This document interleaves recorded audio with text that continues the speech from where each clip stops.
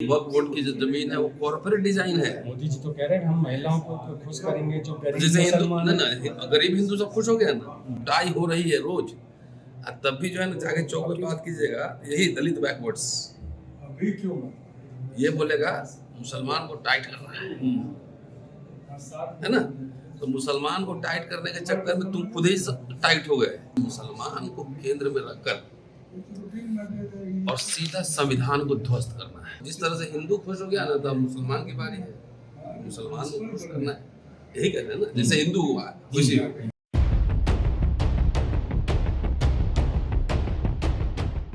एक तरफ जहाँ पर देश भर में तमाम वो मुद्दे हैं, महंगाई है, भ्रष्टाचार है, करप्शन है, बहुत सारी चीज़ें हैं, बेरोजगारी है, युवाओं को जॉब नहीं मिल रही, लाठियाँ मिल रही हैं, लेकिन उन सभी मुद्दों पर बात नहीं हो रही है। लेकिन बात हो रही है तो जो वक्फ बिल है उस पर, जिस तरह से एक बिल लेके आई है जो मोदी सरकार, जिसने जो माइनॉरिटी है, चाहे वो मुस्लिम खासकर कहें, तो उनमें एक दहशत पैदा कर दी है कि उनकी ज़मीन छीन ली जाएगी। इसी पर हम बात करेंगे पहले कि क्या इसका असर होगा मुस्लिम समाज पर या तमाम वो जो माइनॉरिटी है उन माइनॉरिटी पर। कैसे देख रहे हैं प्रोफेसर साहब?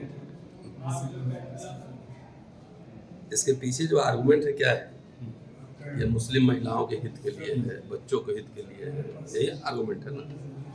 तो मोदी सरकार ने 11वां साल है ना ये, हिंदू को जैसे खुश कर दिया, सारे हिंदू को एकदम नदी में तैर रहे हैं, घी की नदी में, है ना। सब खुशी हो, सब रोजगार हो गया है, सबके घर बन गए हैं, सबका फ्री में इलाज हो रहा है, सब यूनिवर्सिटी खोलने जा रहा है जैसे हिंदू। और वहाँ कश्मीर में 370 हटा था, तो लोग वहाँ शादी करने जा रहे थे, शादी भी करेंगे, प्लॉट भी लेंगे, बंगला भी लेंगे। तो सब जाके अभी तो हमेशा पार्लियामेंट में बताया नहीं कि कितना वहाँ पे शादियाँ हुई और कितने लोग प्लॉट कर दे, कितने सेब के बागान कर दे, है ना। गुजरात बिहार से लोग ट्रेन भर भर के जा रहे थे जमीन खरीदने। तो जिस तरह से हिंदू खुश हो गया ना, तो मुसलमान की बारी है, मुसलमान को खुश करना है। यही कहते हैं ना, जैसे हिंदू हुआ खुशी। ऐसा है, मुसलमान को केंद्र में रखकर और सीधा संविधान को ध्वस्त करना है। मेरी बात समझ रहे? केंद्र में मुसलमान क्यों रखा हुआ है? ये पोलराइजेशन के लिए आसान हो जाएगा। दलित बैकवर्ड जो है, और मुंह से तो उल्टा पुल्टा मेरा निकलता है कई बार, उनके लिए रोजगार नहीं है, शिक्षा नहीं है, इलाज नहीं हो रहा है, कुटाई हो रही है रोज, कुटाई हो रही है रोज।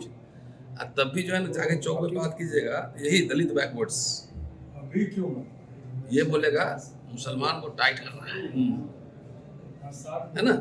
तो मुसलमान को टाइट करने के चक्कर में तुम खुद ही टाइट हो गए। आरक्षण खत्म, एजुकेशन खत्म, धीरे धीरे सब प्राइवेटाइज। तो मुसलमान को क्या तुम टाइट करोगे? तुम मुसलमान, वक्फ बोर्ड है ना, इतना जमीन भी है इनके पास, एक बिजनेस भी है। इन दलित पिछड़ों को जरा पूछो कि हिंदू के नाम पे जाते हो कूदने वहाँ पे लुपियारी भागने, तुम्हारे पास क्या है भाई? ये तो गुलामों के गुलाम है ना। आज जैसे जो राव है उन्होंने भी बोला था पुलिस वाले। हाँ, वो उनका फिल्म भी कौन लोग बंद करवा रहा है? जो लोग खुद ही पत्थर फेंका था, गोबर फेंका था, वही लोग ना। तो जो काम किए थे, जैसा सोच रखते हैं, उसी को सच्चाई दिखाया जा रहा है। तो पेट में दर्द क्यों हो रहा है? सहन करो। अभी तो दलित लोगों ने ठीक से पुराण और धर्मशास्त्र पढ़ना नहीं शुरू किया है। जब वही किताब आप ही के लिए किताब पढ़ के जब ऑपरेशन करेगा ना लोग, तब समझ में आएगा। वैसे पूरा ये जो मसला है ना, बेसिकली कॉर्पोरेट डिजाइन है। कॉर्पोरेट जमीन पे जो नजर है दुनिया भर में, पूरे भारत भर में, वक्फ बोर्ड की जो जमीन है वो कॉर्पोरेट डिजाइन है। मोदी जी तो कह रहे हैं हम महिलाओं को खुश करेंगे, जो गरीब जैसे हिंदू मुसलमान ना गरीब हिंदू सब खुश हो गया ना, हो गया ना, तभी ना मुस्लिम की बारी आएगी। पहले खुश हो गया। जितने मंदिर के हजारों हजार एकड़ जमीन है वो दलित हिंदुओं को मिल गई, पिछड़ों को मिल गई।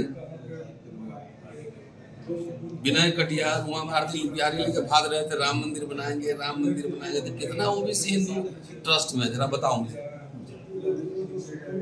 समझे?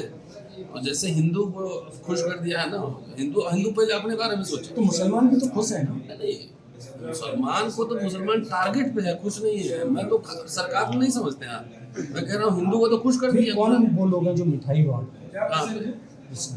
अरे सब हायर्ड लोग हर जगह होते हैं। भाई को बताओ, बाबा साहब क्या बोले थे, आरएसएस और हिंदू महासभा जैसे संगठनों से समझौता नहीं होगा।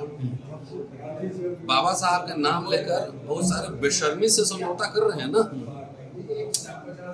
बाबा साहब का नाम लेकर उस सरकार में शामिल हो रहे हैं ना, उनके टिकट पे चुनाव लड़ रहे हैं ना, नहीं लड़ रहे, समझौता कर रहे हैं। तो बाबा साहब को सर के बल किसने खड़ा कर दिया? दलितों ने कर दिया ना। अब जाके शेड्यूल कास्ट मैनिफेस्टो पढ़ो, घोषणा पत्र 1951 का है। सुप्रीम कोर्ट से क्या उम्मीद रखते हैं इस पे? हाई कोर्ट में मैटर है, बड़े बड़े वकील हैं, लड़ेंगे, लेकिन ये खाली ये कोर्ट का मसला नहीं है, सड़क का ये एकदम पॉलिटिकल मसला है। हम तो दलित जो बैकवर्ड को समझा रहे हैं कि जो तुम खुश हो रहे हो कि मियाँ को टाइट कर रहे हैं, तो पहले तुम खुद देखो तुम्हारा 27% रिजर्वेशन पूरा हुआ क्या नहीं है, तो तुम टाइट हो रहे हो। उल्टा संविधान के प्रावधानों को ध्वस्त हो रहा है, इंस्टीट्यूशन काम नहीं कर रहा है। देखे ना अभी एन रवि कुमार राज्यपाल तमिलनाडु वाला सुप्रीम कोर्ट से फटकार पड़ी है, और राष्ट्रपति की भी बेइज्जती हुई है। सारे संवैधानिक संस्थाओं को दबा दो, काम नहीं करने दो, यही तो हिंदू राष्ट्र का बनना है, यही तो संविधान का खत्म होना है, और क्या है। मुसलमानों को टाइट करके दलितों को क्या हो? तो दलित लोग सोचे ना, अपने नेता सब जो दलाल सब बैठा हुआ आरएसएस बीजेपी के साथ सेटिंग करके जात के नाम पे उसको वोट न दे ना, दलित सोचे उनकी नौकरियां कहाँ चलेगी? अब मिल रहा है नौकरी, पेंशन मिल रहा है, कुछ मिल रहा है, एजुकेशन मिल रहा है, लाखों लाख। अभी मैंने एक डॉक्टर से बात की है, 2300 रुपया मेडिकल का फीस लगता था 90 के दशक में, आज जाकर पता कर लेना कितना है। फेलोशिप कहाँ चला गया, ये सब नहीं है। तो मियाँ जी को टाइट कर रहा था तुम्हारा और डफली तुम क्यों बजा रहे हो? मंदिर के ट्रस्ट में तुम हो, तो बेसिकली ये मुसलमानों के लिए असली टाइट होना है दलितों पे वोट। लेकिन जो मुसलमान को रिजर्वेशन कहाँ मिला? क्या मिला? स्टेट से क्या मिला मुसलमानों को? कुछ नहीं, तो जो अपना बिजनेस करके चला रहा है। जो इसका विरोध कर रहे हैं उसका तो उनको नोटिस दे रहे हैं, लाखों लाखों उनको डराया जा रहा है। भाई तो यही ना है ये, और तानाशाही क्या होता है। इंदिरा गांधी तो ताल ठोक के इमरजेंसी लगा दी, फिर 18 महीना में उसने जो है वापस लिया, सबको फ्री छोड़ दिया कि चलो चुनाव लड़ते। इंदिरा गांधी हार भी गई चुनाव। तो ये तानाशाही है ना, यही है कि कोई संवैधानिक संस्थाएं काम ही नहीं करना देंगे, जो मन होगा वो करेंगे, बुलडोजर जस्टिस करेंगे। जब आपके पास मजबूत विपक्ष है तो फिर कैसे काम? नहीं, विपक्ष वाला से पूछो ना, हम काहे के लिए, हम कोई नेता है? जितना एक इंडिविजुअल कैपेसिटी में हम काम कर सकते हैं उतना कर रहे हैं। हम नेता होंगे तब, हम नेता थोड़ी, हम तो एक्टिविस्ट हैं। तो ये है बेसिकली, दलितों को समझना चाहिए। विपक्ष इस पर पूरी तरह से नहीं मजबूत है, पता नहीं क्यों नहीं दिख रहा है। अब वो तो पॉलिटिकल पार्टी के नेता बताएंगे, हम क्या बताएंगे। हम लोग का काम है अलग जगाते रहना, जागना है तो जागो, नहीं सोना है तो जाके सो जाओ, क्या करना है। तो मुसलमानों को हाथ में छोड़ दो। मैं तो 15 साल बाद दलितों की स्थिति के बारे में सोच रहा हूँ। शिक्षा से ही दलित मिडिल क्लास बना था, सरकारी नौकरी से। आपके पिताजी भी सरकारी नौकरी करते हो? मेरे पिताजी नौकरी नहीं, किसान है, मजदूर। मान लो हमारे पिताजी नौकरी किए होंगे, आप पढ़े तो है ना कॉलेज में? कितना पैसा फीस लगा था? ज्यादा नहीं लगा, 400-500 लगता था? नहीं, मेरा 15-20 हज़ार रुपये लगता था सर। अब कितना लग रहा है? दूसरा डबल हो गया। तो जो शिक्षा जो है डबल कैसे हो गया भाई? गरीब भारत में मिला शिक्षा, रोजगार, पेंशन सब, तो डॉलर भी तो डबल हो गया ना सर। तो डॉलर किसका हुआ? तुम्हारा हुआ? यूट्यूब से कितना 50,000 डॉलर आ रहा है महीने का। तुम्हारा क्या हुआ? तुम्हारा तो नोट जो है ना गिरता जा रहा है, गिर गए हो। देश का गिर गया। चलिए शुक्रिया। एक सवाल है, इसका आगे की रणनीति क्या हो सकती है? क्या करना चाहिए लोगों को? घर में बैठ जाए? नहीं, घर पे क्या बैठे, लड़ेगा पॉलिटिकल। तो इनको लीडरशिप नहीं मिल रही ना। पता नहीं मिलेगी, सिर्फ आंदोलन से लीडर उभरता है।